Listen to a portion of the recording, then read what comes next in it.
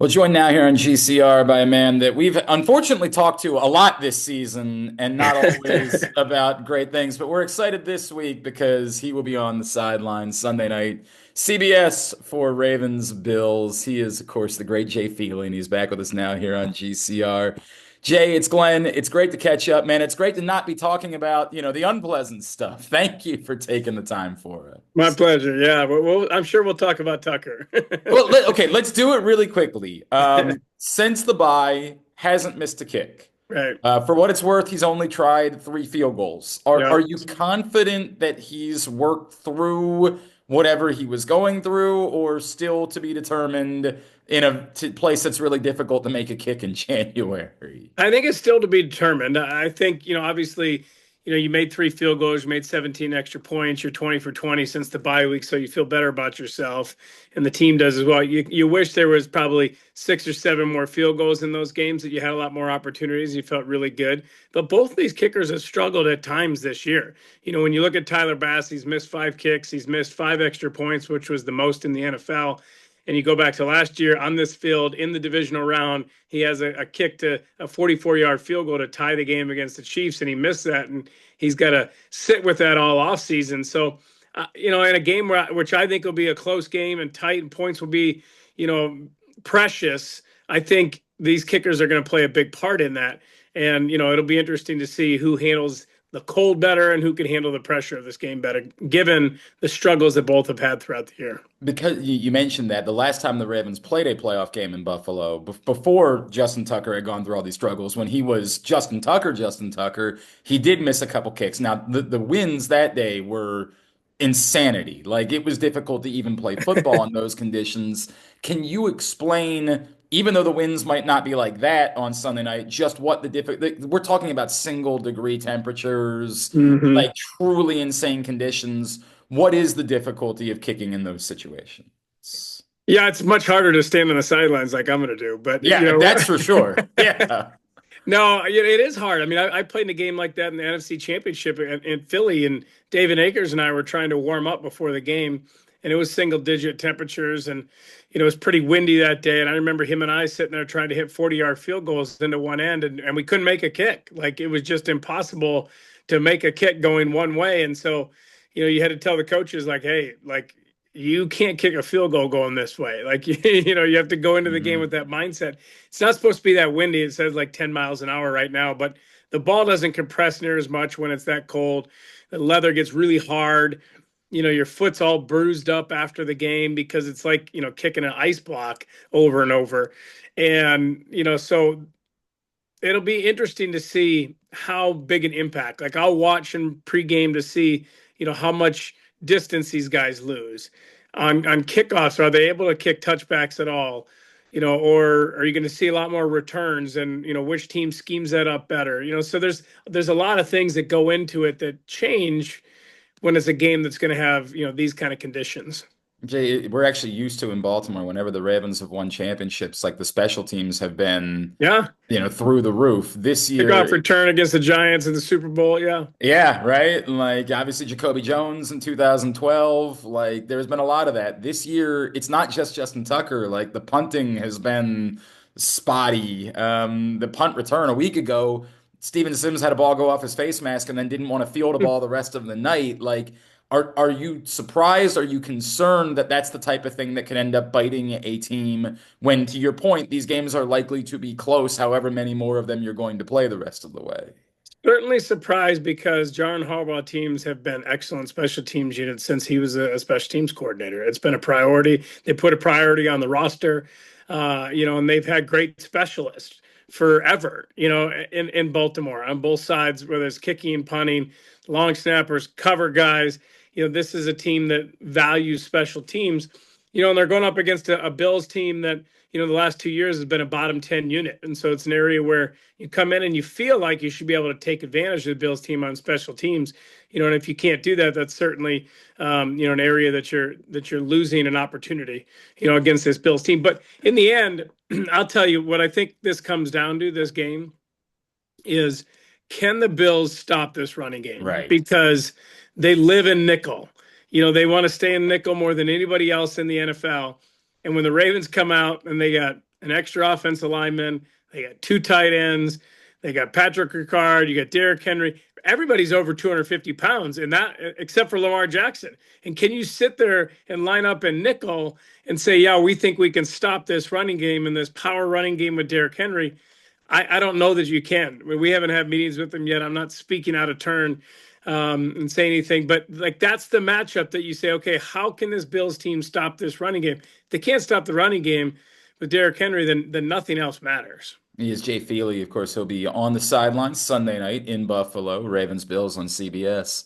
Jay, as you say that, there are still scars in Baltimore from the AFC Championship game a year ago, where, to be Yep. fair, there was no Derrick Henry, but the Ravens had been running the ball quite well all season long, and then suddenly decided, no, we're not going to do that in the biggest game of the year. I cannot fathom that there is a world where the Ravens get away from exactly what you just described. Is there any like thought process to you that like they better not do that, or are you in the same boat? Like there's just no way they can do anything other than exactly what they did a week ago against the Steelers: line up, shove it down their throats, force the Bills to try to stop it.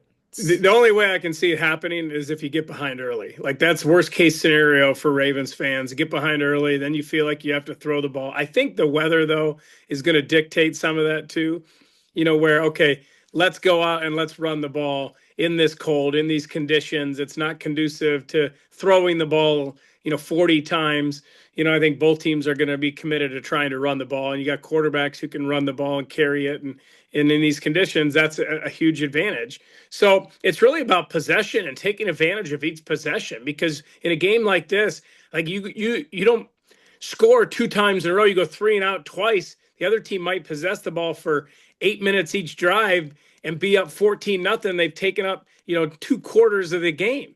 So it's a game where possessions are going to be at a premium, and you got to take advantage of each one of those because you don't know how many you're going to get.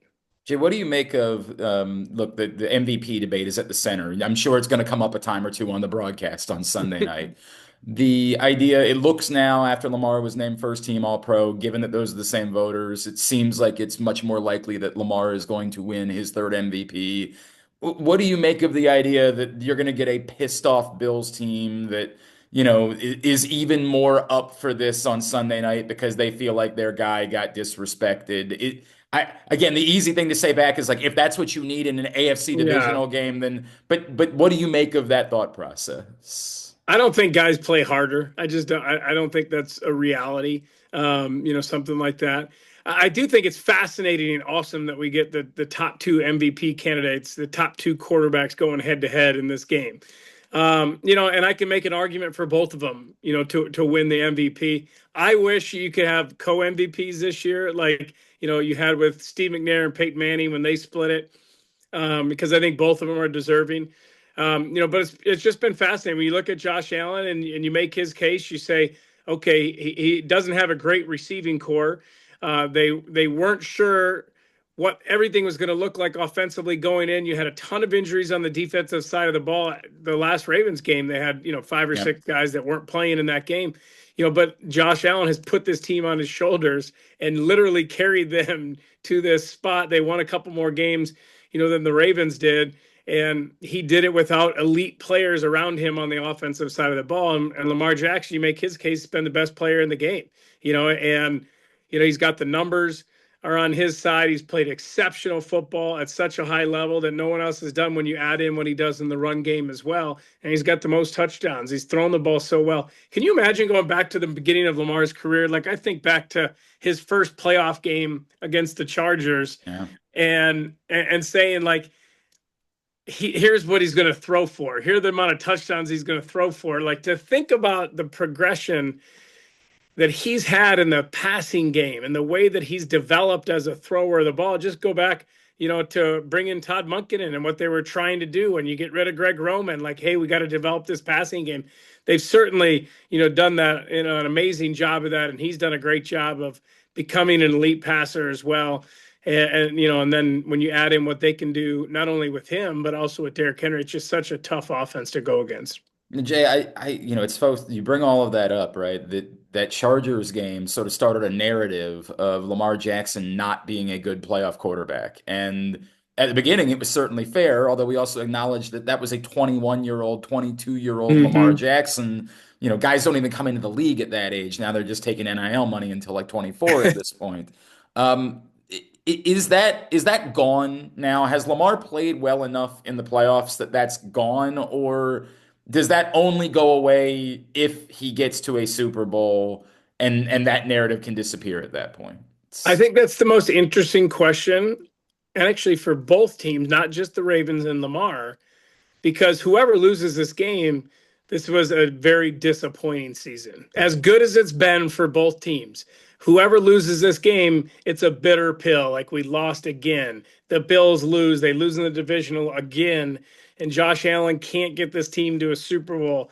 If Lamar loses, it's he can't do it in the playoffs. He's a regular season guy. If he wins 3 MVPs and he can't get to the Super Bowl, what good is it? And so it's a fascinating game and it's interesting because whoever wins this game, if they lose next week in the AFC Championship, you Same say the thing. same thing. Same Yeah. thing. Got to go to the Super Bowl. Got to go to the Super Bowl, and they need to win it. To win a Super Bowl for both of these guys, for Josh Allen, for Lamar Jackson, would change the trajectory of their career and the way people view them.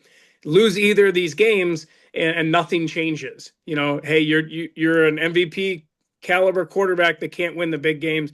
And Patrick Mahomes is a guy that can go in there and he can lead your team to Super Bowls, and he knows how to win championships. So it's fascinating for me because you got the two best players, the two MVP frontrunners, but probably the two most desperate guys in the NFL to get a win this weekend. Do you feel like there can be a weight to that for these guys? Like Lamar acknowledged in the past being antsy in the Yeah. playoffs. And then, he obviously looked incredibly comfortable. And I'm sure that there's a factor Derrick Henry exists. That's a pretty good, safety blanket or going to make you feel good. But like do you think about that at all? That in this game something goes wrong, the weight of that could become impactful for either of these Well, quarterbacks.